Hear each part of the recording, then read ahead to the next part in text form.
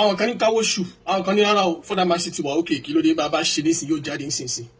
àwa ni wọn ṣe láyà nábì wọn ní wọn mọ̀ sí ni ṣọ́ra àpọ̀lé ni wípé wọ́n mọ̀ ṣe àbí wọn mọ̀ sí ẹ jẹ́ kájọ padà ànábì ò lè sọ fọlọ́npọ́ lọ́hún ọjọ́ wò lá máa wẹ̀ kọ́lọ́hún sọ pé Tuesday ni mọ̀ Tuesday lẹ́ẹ̀ máa wẹ̀ kálọ̀ wá kò ní ìdíkẹ́ wa mọ́ o ọlọ́run ti fún mi direct cancer ọlọ́run ti fún mi lẹ́sìpọ̀ rárá ànábì ní káwọn sàhábà lọ wóṣù láyé ànábì Muhammad bó ti yẹ pé Muhammad lè communicate ọlọ́run kọ́lọ́hún fún ní direct cancer tó dẹ̀ yẹ pé bá ànábì bá sọ lọ bẹ́ẹ̀ náà ni ẹ̀ tí wọ́n mọ̀ the funniest thing tí ànábì bá ti wá ní kọ́ lọ wá náà tó bá ti wá wá dé náà tó bá ti sọ pé ya Rasulullah mo lóṣù ànábì ò tún ní communicate ọlọ́run pé ọlọ́run mo fẹ́ confirm sórí àbí òrì rárá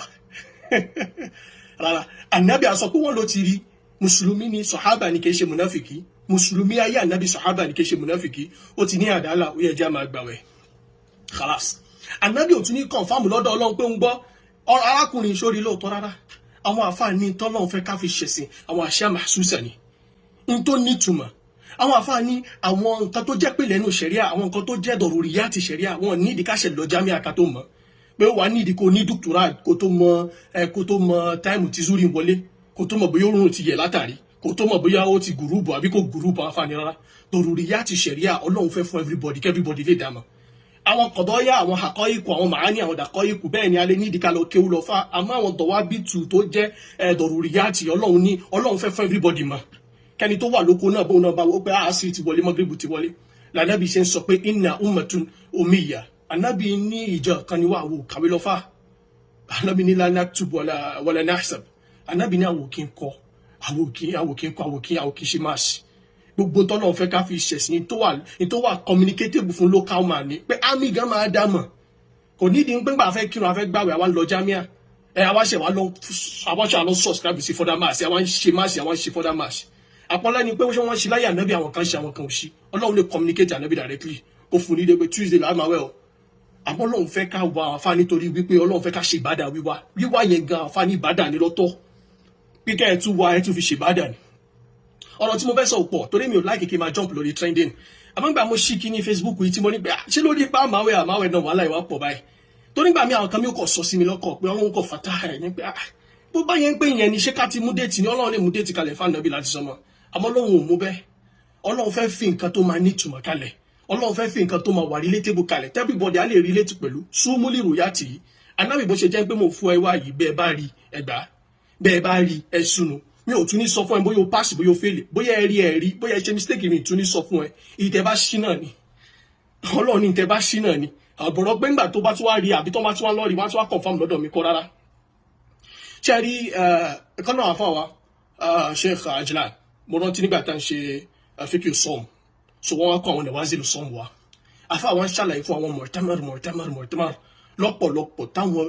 táwọn ọba ayé ti sponsor táwọn gọ́ọ̀mẹ̀ntì ti sponsor pé wọ́n kówó lẹ́yìn kókè I need 20 researchers ó yá gbogbo yẹn ẹ lọ research déètì ọjọ́ báyìí wá ẹ lọ research Ramadan báyìí wá ẹ lọ research òrùn báyìí wá ẹ lọ research òṣùpá báyìí wá àwọn àfáà ní gbogbo 20 wọn gan wọn tún panu pọ̀ tá a bá fún 20 different researchers ní research kọ́ bá wa wọ́jọ́ àwẹ̀ gbogbo wọn lè má tún mọ́jọ́ kan náà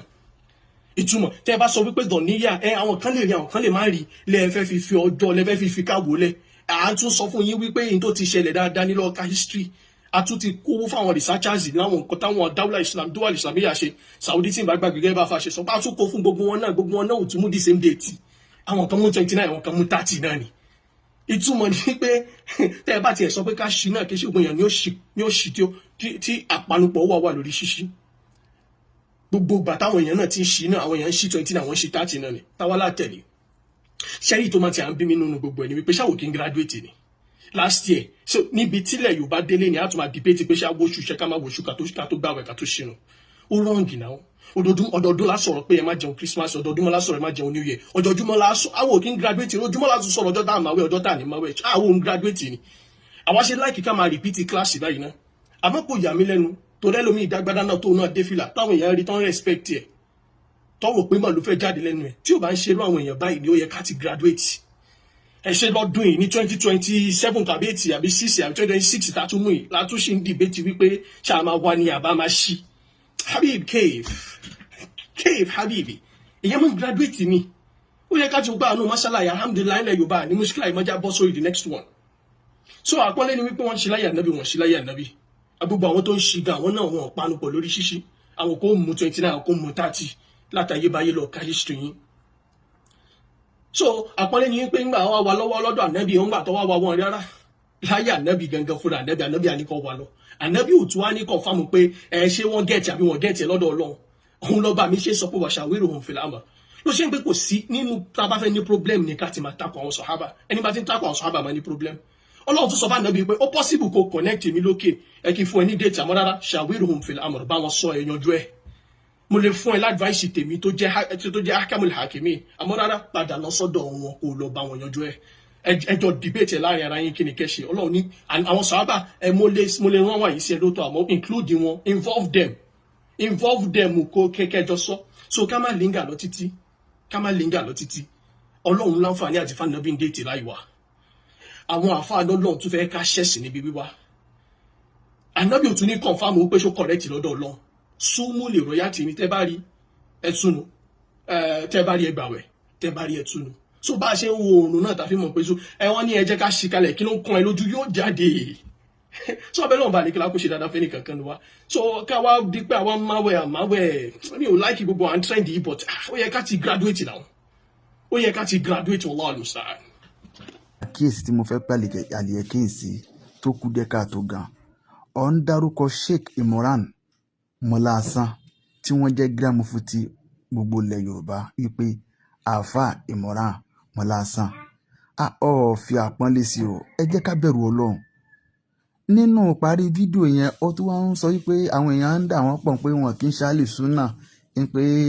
ẹ̀yin ló ní súnà wáyé tá à ń ṣe báyìí. Aliyekin ìwọ gan tó ń sọ̀rọ̀ ìgbà ọmọ ọdún mélòó ni ẹ́ àwọn tó ń sọ̀rọ̀ sí wọ́n bí ẹ ní ọmọ kì í ṣe pé wọ́n tó bí ẹ lọ́mọ wọ́n bí ẹ lọ́mọ wọ́n lẹ́ni tó jù ẹ lọ lọ́jọ́ orí ní ọmọ. Nísìnyí ọ̀hún pé Mudiru Markaz pé Habibullah Adam Al-Ilory ọ̀la orúkọ ọmọ bòdìdì bàbá yẹn ní orí wáyé tá à ń ṣe báyìí.